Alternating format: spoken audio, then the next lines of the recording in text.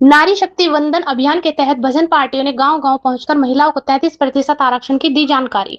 फरीदाबाद में हरियाणा सरकार के सूचना जनसंपर्क एवं भाषा विभाग द्वारा नारी शक्ति वंदन अधिनियम के तहत जागरूकता अभियान तेजी से चलाया जा रहा है। इस अभियान के अंतर्गत भजन पार्टियों ने ताजपुर, भूपानी और खेड़ीकला सहित कई गाँवों में पहुंचकर महिलाओं के उनके अधिकारों के प्रति जागरूक किया।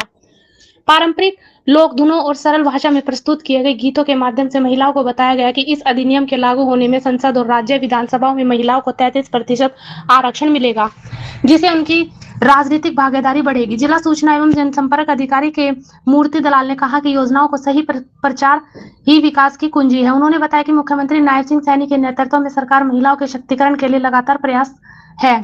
अभियान का उद्देश्य है कि हर गांव में ढाणी तक योजना की जानकारी पहुंचे ताकि कोई महिला अपने अधिकार से वंचित न रहे। बेटी बचाओ बेटी पढ़ाओ यही श्रीमान,